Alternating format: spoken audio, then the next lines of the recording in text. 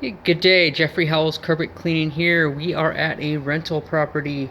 In fact, the owner didn't even know if the carpets could be um, salvageable or not. So I'm here, kind of scoping out, see what we can do. If we can clean it, we're going to go ahead and clean it. So we're going to go ahead and walk through, and you are going to be seeing it for the first time as I am seeing it for the first time. Um, so far, okay, this looks like the front room area. It just looks heavily soiled to me, and that looks like a spill of some sort. It could be a drink, it could have been a pot, who knows what's there, but we'll get that all cleaned up. Coming down the hallway, we got a cells. This is pretty decent, I see some food spills. It doesn't look bad at all. And let's start at the far bedroom here. It looks like a urine spot, possibly a spill of some sort. Shouldn't be a problem. Coming into the bedroom here. No staining going on here. A little bit of traffic, dirt there. There was a bed or something here, obviously. We've got some wear patterns around it, which we can make look good, but will probably never come back 100%. The CRB, which we're going to agitate with, will probably fluff in a lot of those carpet fibers and bring them back up. However, this does feel pretty hard here, like the padding is completely smashed right here, so that would be something to note. And look in here, and this looks relatively good. However, I do notice a lot of smashed carpet padding in here as well, but I believe we can get it looking good. Never get it looking brand new. All that nice blue is never gonna, fully come back. So I'm gonna discuss that with the homeowner and figure out where we're gonna go from here. All right, so I just spoke with the homeowner and I got the okay to go ahead and give it a clean. So what we are going to do is we're going to use our ChemSpec Enzol just because it's pretty hardcore, and we're just going to go ahead and treat the whole thing. And well, first of all, we're going to start out with the pre-vacuum, then we're going to pre-spray. We're going to agitate with our CRB. We'll fire up our truck and do a steam cleaning. And one thing to note with a one level flat like this house here is pretty much all the debris that is coming in from outdoors is going to make its way throughout the entire house. Unlike a double or triple level home where all the debris pretty much stays on the bottom level, this entire the entire house here probably has mounds of dirt and all kinds of debris in it. So this makes our pre-vacuum pretty crucial for the entire, all three bedrooms, hallway, and the front room area here. And then we'll go from there. Alright, for those of you who actually watch any of my videos, you'll know that I'm a huge proponent of the dry vacuum. I have got a Kirby vacuum that's extremely powerful that pulls out probably 3 to 5 times more debris from the carpeting than most homeowners' vacuum cleaners. So regardless if the carpets have been cleaned, I always go back and pre-vacuum again. I've shown over and over again how much debris I actually pull out of the carpets compared to even right after these carpets were pre-vacuumed before I got here, I did them again and probably pulled out another 3/4 of a bag or a full bag of debris out of them. But anyways, what the pre-vacuum does, because carpet cleaning is a very dynamic environment, the pre-vacuum allows you to thoroughly look over examine the carpets and develop a strategy for cleaning. Um, to be honest, I've been cleaning carpets for about 12 years, and I never get tired of carpet cleaning.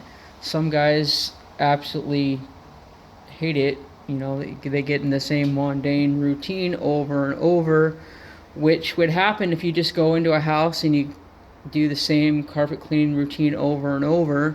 You'll never be anything than a subpar carpet cleaner if that's all that you do.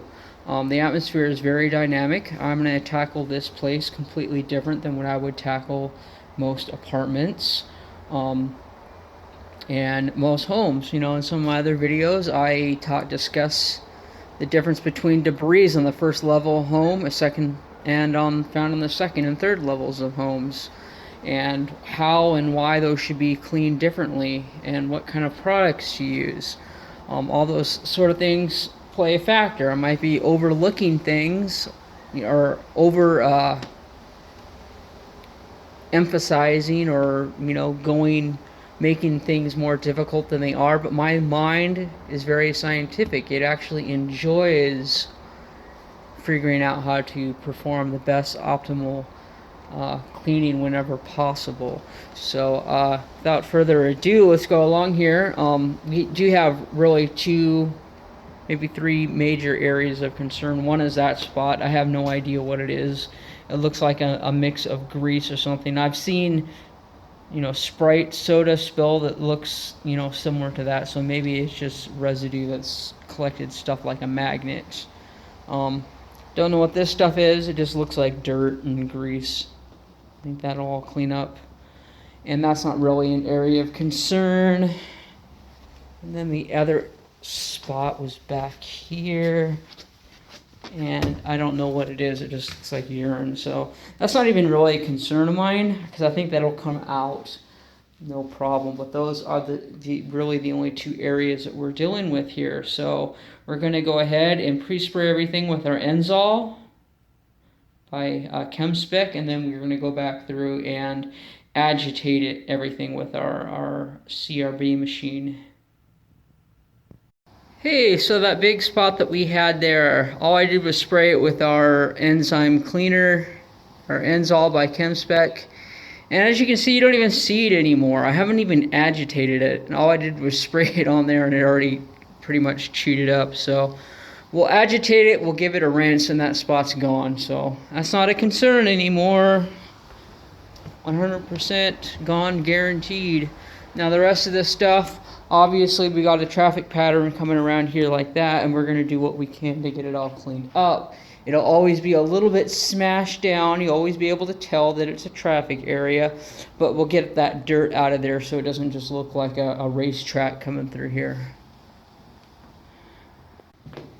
For those of you that aren't familiar with what a CRV is, it's simply a counter-rotating brush machine. Flip it over. What you have are these two brushes that basically rotate on the carpeting. So it's taking our pre-spray and it's grooming that pre-spray thoroughly into the carpet fibers.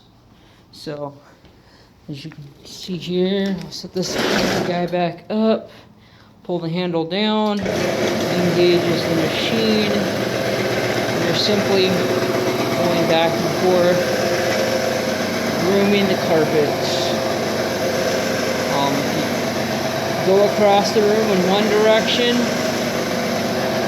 go shark tooth pattern, and turn around and come at it perpendicular at 90 degrees. Go over it again.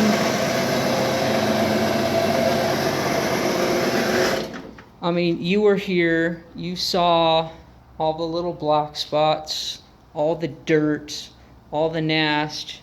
Remember that huge spill that was up here? And all we did was put down our pre-spray and agitate it. We haven't even gone through anywhere and done any extraction with hot water or steam cleaning or anything like that. We've yet to do that. But let's come down here and take a look at this. I mean, we're talking about night and day difference here. What do you think? I mean, these carpets, although they're not perfect, I would not be offended living on these carpets whatsoever. There are a couple spots I would probably be very tempted to try to blend in with a carpet dye, which I haven't taken education courses for doing that yet, but if these were my carpets, I would probably practice on them. This yellow spot back here was the only other area of question. I don't really see it now. It pretty much all came out. So right now, our pre-spray is actually still dwelling in the carpets. So, and it'll continue to dwell as we bring in our hoses from the truck. Now, when we bring in our hoses from the truck, luckily we're very close to the house. I mean, we're right up here. But typically, you know, it could be pouring down rain out there. So what I would do is I would grab 25 feet of hose out of the truck. I would carry it inside. I would drop it at the furthermost corner of the house, which we'll say is right here. And then we'll walk it out back towards the truck. In this case, I think one segment just might get us to the whole house. If I need to, I'd break off a second segment and leave it outside. So basically, I'll have a clean segment inside the house and a dirty segment outside the house. And I continue to use them that way. Wipe them off when they need to be wiped off, but that's so that we don't be dragging dirt in through the customer's home. Makes us look better, more professional. And then I do the same thing with our solution hose. I mean, I could reel it up and just drag it in here, but I'm finding it's almost easier to just manually roll it up every time you use it and lay it back out. So that's what we're going to do. We're going to lay out our hoses and go ahead and begin our steam cleaning process. We've ran our hoses in, we fired up our truck. We are back that way a little bit from the corners. We are ready to begin our steam cleaning process. There we have it. We've got about 200 pounds of pressure because our CRV that we ran over here did all the soil suspension for us. I mean, we took our pre-spray, we put it down, we agitated it really, really well with that CRV. Did an amazing job. Now all we're doing is we're just rinsing that soap. It's not even soap. I can tell you what it is. It's enzyme off the carpet along with the dirt and everything. So, whereas most steam cleaning, you're having to pound it with like 600 pounds of water to knock all that debris loose from the carpet fibers. With this, that soil suspension's already been done, so all we're doing is just sucking it off the carpets. Very easy. Carpets dry faster. They get cleaner because we did a much more thorough job, and I believe that the hybrid carpet cleaning approach is superior to any other carpet cleaning. And that's my opinion only because that's what I do, I suppose. So I'm somewhat biased and partial to it. Okay, back master bedroom is all cleaned up. We raked it out, put those channels in there and the carpets to help them dry faster. And there you have it. It looks beautiful. And this is where we had that big nasty yellow spot. As you can see, it's not in existence anymore. We killed it. Okay, back bedroom all cleaned up, raked out, ready to go. Bedroom number 3 all cleaned up, raked out, and ready to go.